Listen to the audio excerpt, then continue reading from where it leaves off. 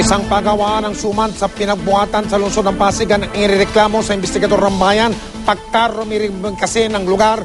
Huli pa nga sa aming kamera ang mga gumagalang manok at mga ipis sa mismong lutuan. At nang ipasuri namin ang produktong suman, nakaw, sangkatutak na bakterya ang nakita. Doon kasi sa lugar namin, mayroon doon na paggawaan ng suman. Kung mapapansin mo, madumi kasi yung lugar nila, tsaka yung ginagawa, yung sistema ng pagluluto nila, hindi kaaya-aya. Ang inireklamo ni Carlo, hindi niya tunay na pangalan, ang pagawaan at tindahan ng suman sa bahagi ng Molavi Street, Barangay Pinagbuhatan sa Pasig. Residential area yun eh. Makikita na yung skinita. Mapapansin mo yung loob ng lutuan, may lumang bahay. So medyo butas-butas yung bubong, tapos madumi yung paligid, as tambak lang ng lupa yung ilalim. Sa surveillance video ng investigador ng bayan, makikitang nagkalat lang sa daan ng mga sangkap at lutuang ginagamit sa paggawa ng suman. At ang paghahanda at pagluluto ng suman, akalain yung ilang hakbang lang ang layo sa mga manok na nagkalat sa lugar. Sa daanan, makikita mo yung mga alaga nilang manok, manok panabong.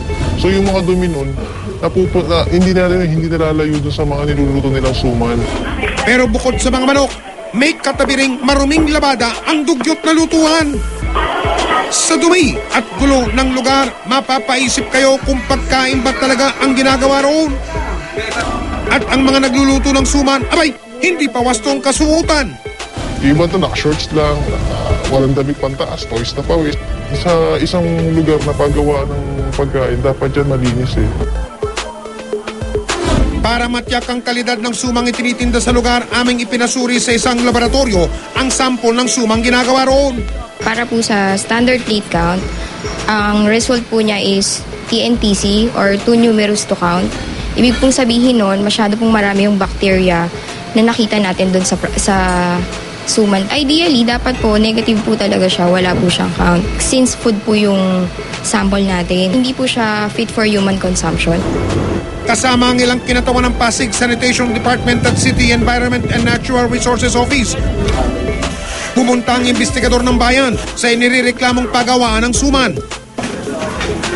Inabutan naming nakasalansan pa sa daan ng ilang sangkap at gamit sa paggawa ng suman. Boss, kanina may pumasok lang, huwag nyo na kaming paikot-ikutin pa. Mas talaga ang problema natin kung hindi kayo harap sa amin. Tumambad din ang ilang ipis sa mismong lutuan. Ay sus ko po! So talagang dito kayo nagluluto sa lugar na to? May mga permits po ba kayo na nakakuha? Ano ba? Nasa sabit sa loan ko sa Anong permits ang hawak niyo? Hindi pwede makuha. sa po. Barangay permits lang, wala kayong mga business permits, sanitary center, wala. Ma'am, marumi yung mga lugar nyo, maraming ipis, tapos wala kayong mga permits. Titigil muna kayo, hindi kayo pwedeng maggawa ngayon hanggang hindi kayo inaayos lahat yung Agad namang ipinasara ng mga otoridad ang dugyot na pagawaan.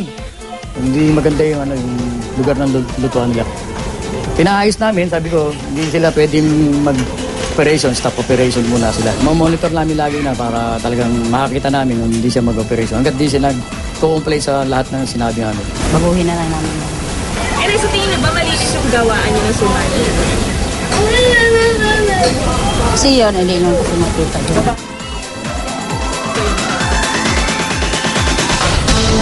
Mabuti naman at naipasara na ang maraming pagawaan ng suman na yan. Ang ganyang mga klase na negosyo na walang pagpapalagas sa kalinisan at yung mga maaaring idulot pa niyan sa publiko, hindi dapat hinahayaan. Kaya mga katulad na reklamo na yan, sinisigurado namin sa inyo, hindi namin tatantanan.